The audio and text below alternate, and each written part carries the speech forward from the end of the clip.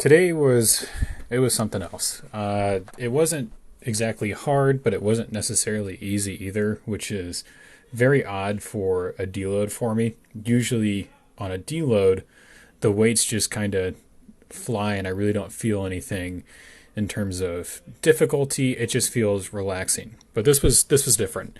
My lower back is still pretty lit up from the 380 5x5 block pulls from Saturday.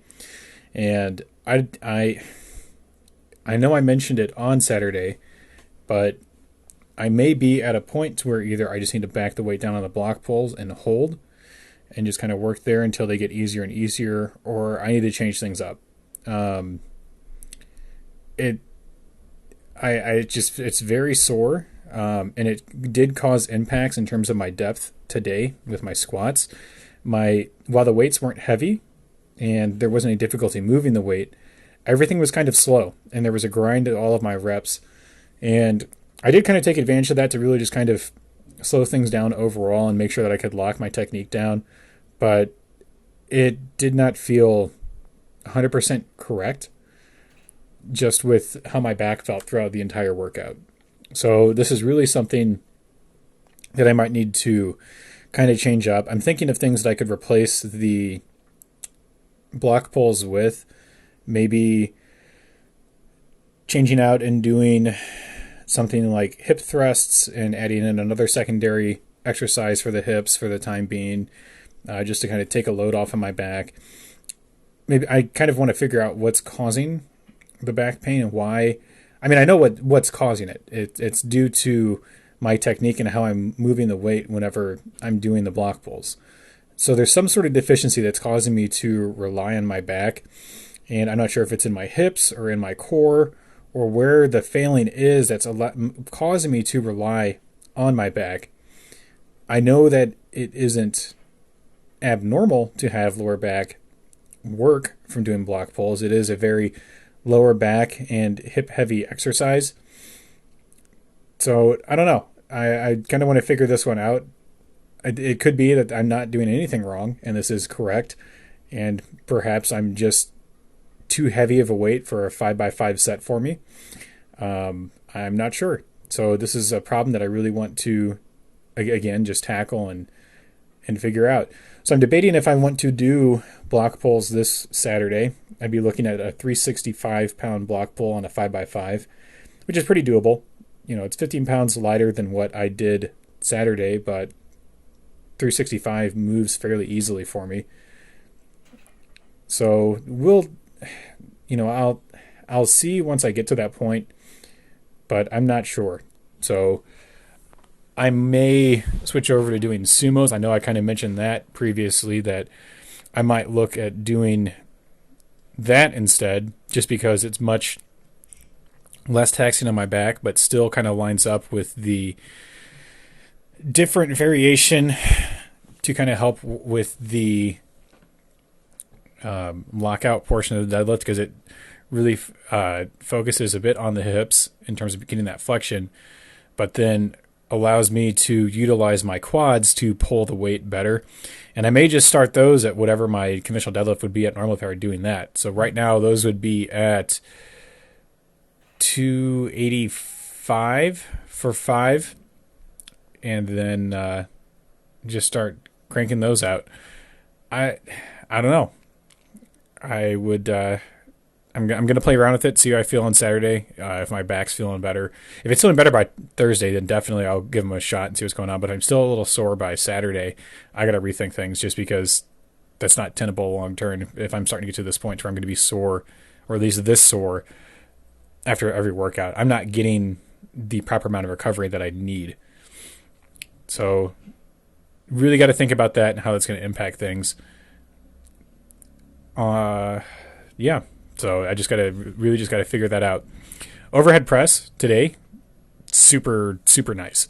I kind of kept with the theme of things going a little bit slower with my squats and just kind of took my time to get through my reps, do them nice and proficiently, not cheat anything, get full lockout, and get the nice full utilization of my shoulders as I was going through. So these move very well. It's only 100 pounds So it's well within my wheelhouse of being able to do this. So just kind of really felt nice to be able to just tackle it and go through. I do think that these are moving easier at 100 pounds than they did last month and the month previously, where I kind of topped out at 100. So I'm making good progress. I think that I should be able to do 120 this month. I'm going to have 2 shots at it. So since I'm starting at 100 today, it'll be 105 on Saturday, 110 next Thursday, and then 115 Tuesday after that, and 120 the following Saturday.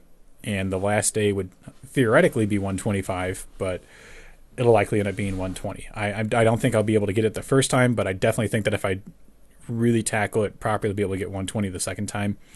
And I'm making progress. I'm fine with it being 5, 10 pounds a month.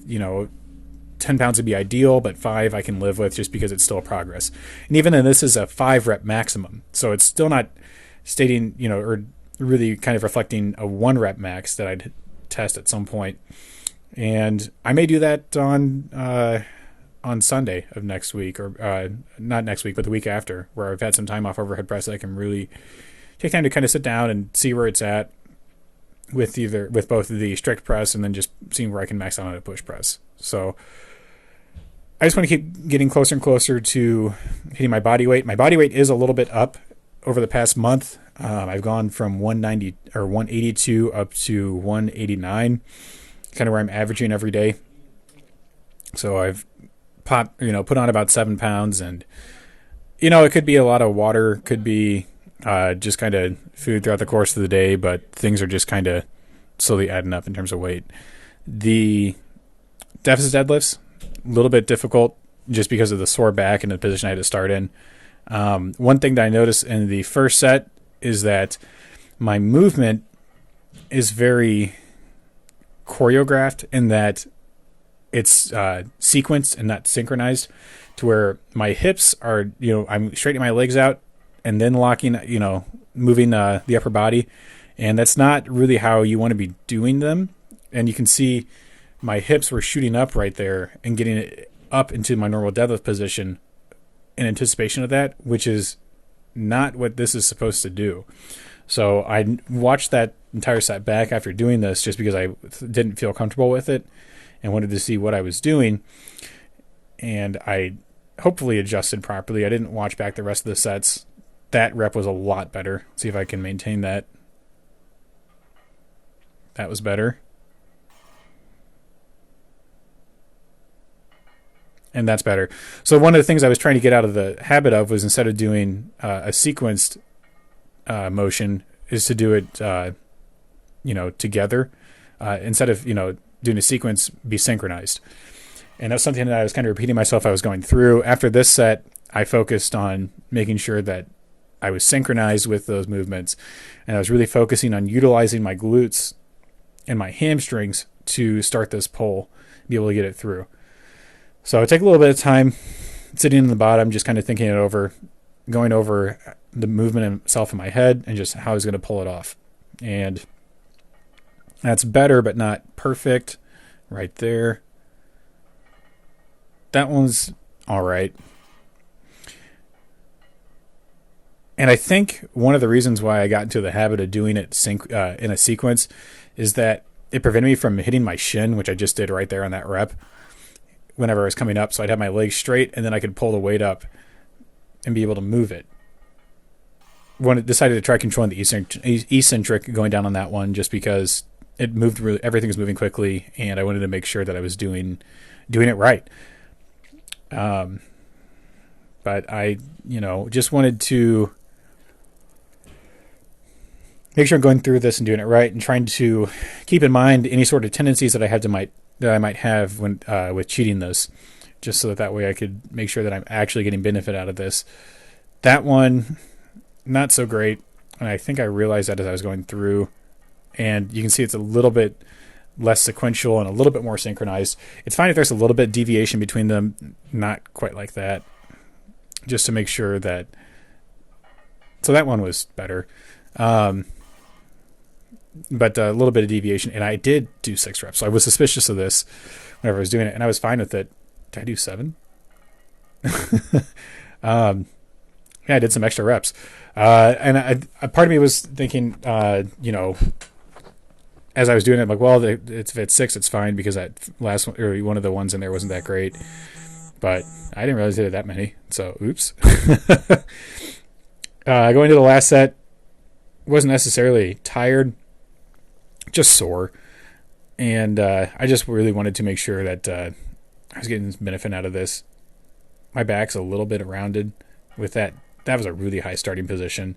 I think it's just a consequence of me being sore and just wanted to get through this, which is really never a good sign. I was debating over the course of this workout if I wanted to just kind of end things early, just because I just wasn't feeling it. And, if I'm ever feeling like really bad about a workout, I'll just stop. But I was like really on the fence with this one.